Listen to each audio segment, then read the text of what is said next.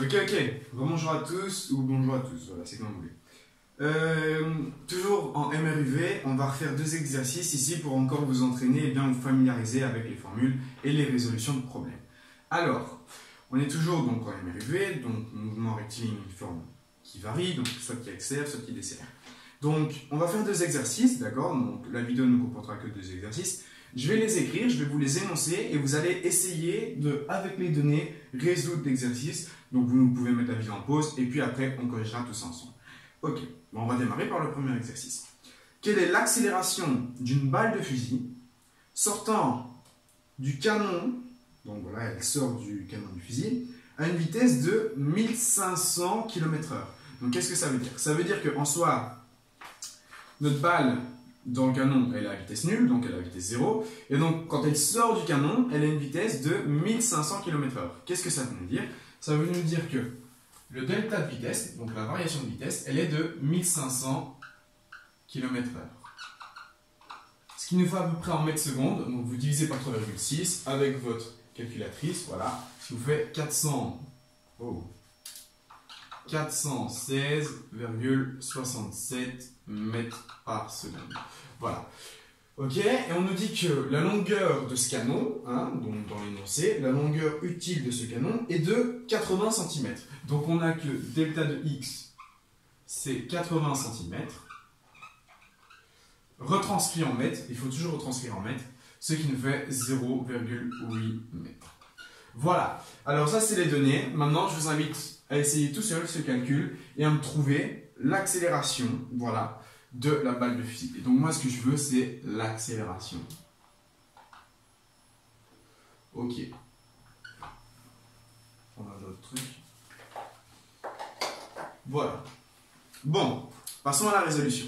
Alors, vitesse, distance. Moi ce que je veux c'est l'accélération. Alors l'accélération, je sais que c'est le delta de vitesse divisé par le delta de temps. Ok. Donc, moi j'ai le delta de vitesse, ce qu'il me faudrait c'est le delta de temps. Comment je vais pouvoir trouver mon delta de temps? En fonction de ma distance et de ma vitesse. Alors, c'est très simple. On sait que quand on est en numéru, le delta de distance, c'est égal à V1 fois T, donc le delta de temps du coup, plus 1/2 de l'accélération fois le delta de temps, le tout au carré. Ok. Ben, V1, on sait qu'elle est nulle, la vitesse démarre bien en une vitesse nulle, du coup, ceci tombe, et donc ça nous fait 0. Qu'est-ce que ça veut dire? Ça veut dire que le delta de distance est égal à 1/2 de AT carré. Ok, super. Comment on va pouvoir calculer tout ceci? On sait que la distance est 1/2 de A fois le delta de temps au carré. Ok. Alors, nous on a le delta de vitesse. Le delta de vitesse, on sait qu'à l'aide de cette formule, on a que le delta de vitesse, c'est l'accélération fois le delta de temps. Ok, c'est bien ça, mais moi, le delta de temps, je ne le connais pas, et l'accélération, je ne la connais pas. C'est pas grave, vous allez voir que ça va nous aider dans ces calculs. On va avoir, alors, delta de distance, on sait que c'est 0,8. Qui sera égal à 1/2 voilà, de notre accélération,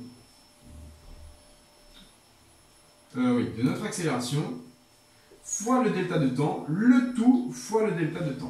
Pourquoi je sépare notre delta de temps? Parce que ceci c'est le delta de vitesse, et le delta de vitesse, on le connaît, c'est 416,67. Alors on va avoir tout simplement que 0,8, c'est égal à 1/2 de 416,67 fois le delta de temps.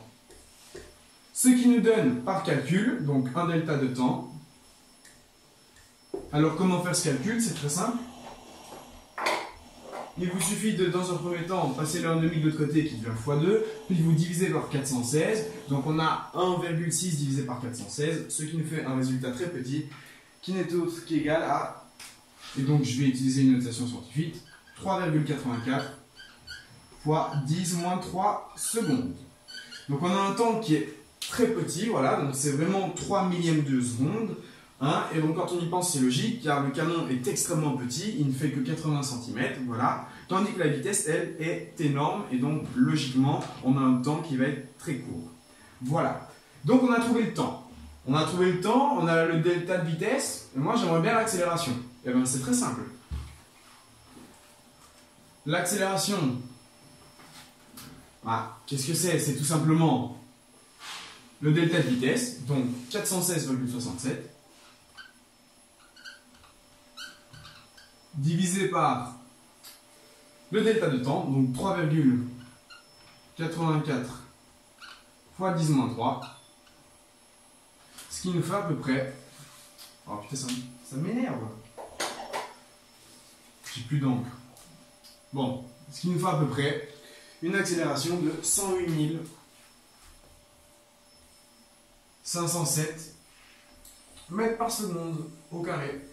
Et donc vous voyez très bien qu'on a une accélération qui est énorme, voilà, c'est tout simplement parce que notre variation de vitesse est en soi elle-même énorme, notre temps est extrêmement court, plus on divise par un nombre petit, plus on va avoir un nombre grand, et donc on a bien que notre accélération est égale à 108 507 mètres par seconde. Alors voilà, j'espère que tu sais faire des calculs comme ceci, voilà, donc on ne part que de la vitesse et du temps.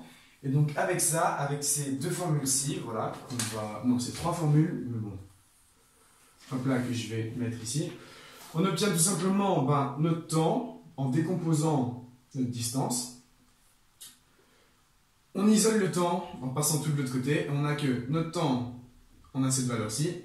On sait que l'accélération c'est la vitesse divisée par le temps, on a la vitesse, on a le temps, on a donc bien notre accélération. Voilà, alors on va passer à l'exercice suivant. Exercice suivant. Alors vous allez voir qu'en fait dans les résolutions de problèmes, c'est à peu près toujours la même méthode. Voilà, c'est toujours ce petit schéma-ci, cette petite voilà. Donc on démarre des deux données et donc on essaye de trouver les autres en faisant tout le temps les mêmes calculs que je viens de faire. Vous allez voir que l'exercice suivant, c'est à peu près le même délire. Alors, on nous dit qu'un avion, pour décoller, doit atteindre une vitesse de 100 km/h. Du coup, il passe de 0, donc l'avion démarre, il passe de 0 km/h à 100 km/h, d'accord? Donc, on a un delta de vitesse qui est égal à 100 km/h. Alors, ce delta de vitesse, on va le retranscrire en mètres secondes, ce qui nous fait 27,78 mètres par seconde. Voilà, super. Ok, donc on nous dit que le delta de vitesse, donc il doit passer de 0 à 100, donc il doit passer de 0 à 27,78 mètres secondes. Voilà. Première donnée. Sachant que l'accélération de l'avion est de 2 mètres par seconde au carré. Alors on a quoi? On a que l'accélération, c'est 2 mètres par seconde au carré.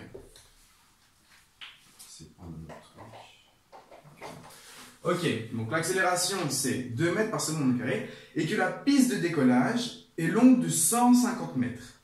Donc, la piste de décollage, donc c'est bien notre delta de distance qui est égal à 150 mètres. Et moi j'aimerais savoir, qu'est-ce que j'aimerais savoir? J'aimerais savoir si l'avion va pouvoir décoller. Donc pour décoller, il faut qu'il ait une vitesse de 27,78 mètres par seconde.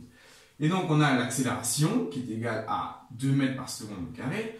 Et on a la distance. Et j'aimerais savoir si l'avion va possiblement pouvoir décoller. Alors comment est-ce qu'on va faire? C'est très simple. On a notre vitesse, on a notre accélération, on a notre distance. Alors je vais tout simplement essayer de faire des calculs et voir si mes données rentrent bien et donc sont plausibles. Alors tout simplement, on sait déjà que l'accélération c'est le delta de vitesse sur le delta de temps. L'accélération c'est le delta de vitesse sur le delta de temps. Et on sait que la distance, donc le delta de distance, c'est V1 fois T, V1 qui est nul, on peut tout simplement déjà l'enlever, plus 1/2 de l'accélération fois le delta de temps au carré. Ok. Et donc nous ici, ce qui nous intéresse, c'est de pouvoir observer si à l'aide de nos données, le calcul ici sera bien égal. Voilà. Alors, l'idéal, nous, c'est que s'il doit faire ça en 150 mètres, il faudrait que, logiquement, la distance pour laquelle il doit accélérer soit plus petite ou égale. Qu'est-ce que ça veut dire? Ça veut dire qu'en soi, on ne peut pas avoir une distance ici qui sera plus grande que la piste donc, de décollage, parce que si elle est plus grande, les avions ne pourront tout simplement pas décoller. Donc, à l'aide de nos données, on doit tout simplement avoir cette distance-ci qui sera soit plus petite ou égale au delta de distance. Alors, comment on va faire? On a la vitesse, on a l'accélération. On a tout simplement le delta de temps. Parce que ici, dans notre équation, on a bien l'accélération, on a bien le delta de distance. Ce qu'il nous faut, c'est le delta de temps. Alors, le delta de temps, c'est très simple, on va pouvoir le calculer. Le delta de temps, à l'aide de cette équation-ci, on nous dit que c'est le delta de vitesse divisé par l'accélération. D'accord? Donc, transformation de formule, mon divisé devient fois, et donc mon fois ici devient divisé, et donc j'ai bien que le delta de temps, c'est le delta de vitesse sur l'accélération. Voilà. Alors, on va résoudre. On a bien que le delta de temps, c'est égal à notre delta de vitesse, donc 27,78 mètres par seconde, divisé par, et donc 2 mètres par seconde au carré. Ce qui nous fait 13, et donc j'avais 13,89 secondes. Voilà, donc on a trouvé notre delta de temps. Et donc on aimerait savoir, est-ce que avec notre delta de temps, donc quand on remplace dans cette équation-ci, donc cette valeur-ci est bien inférieure ou égale à 150 mètres. Car je rappelle que si cette valeur-ci est supérieure, les avions ne pourront tout simplement pas décoller car ils n'ont pas assez de distance pour pouvoir atteindre leur vitesse de décollage. D'accord? Ok. On va tout simplement remplacer. Donc on doit avoir 150 qui est strictement supérieur ou égal à 1/2 de l'accélération. Et l'accélération, qu'est-ce que c'est? C'est bien 2 fois, et donc le temps au carré, donc 13,89 au carré. Voilà. Alors, 150 doit être plus grand ou égal que 1/2 fois 2, ça fait 1, donc il se simplifie. Et 13,89 au carré, ça nous donne une réponse d'à peu près 192 mètres. Voilà.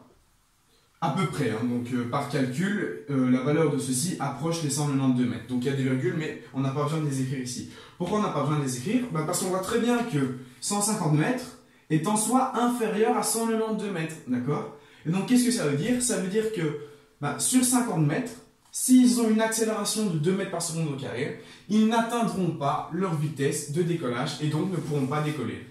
Donc ceci est erroné. Alors, comment on retranscrit ça par une phrase? On peut tout simplement dire, avec une accélération de 2 mètres par seconde au carré et une piste de décollage de 150 mètres, les avions n'atteindront pas leur vitesse de décollage qui est de 100 km/h. Voilà. Donc, je récapitule. On a le delta de vitesse, on a l'accélération, on a le delta donc, de distance. Et donc, moi, ce qu'il me faudrait, c'est que je dois concrètement avoir le delta de distance avec mes données qui doit être inférieur ou égal à 150. Donc, nous, ce qu'il nous faut, c'est bien le delta de temps ici. Le delta de temps, à l'aide de cette équation, on déduit que c'est le delta de vitesse sur l'accélération. On retranscrit dans nos données. On a que le temps, c'est 13,89 secondes. Alors, on doit avoir 1/2 fois 2, donc l'accélération, fois le temps au carré, qui doit être strictement inférieur ou égal à 150 mètres. Et donc, ceci est erroné car notre valeur est bien supérieure à 150 mètres. Du coup, l'avion ne pourra pas décoller.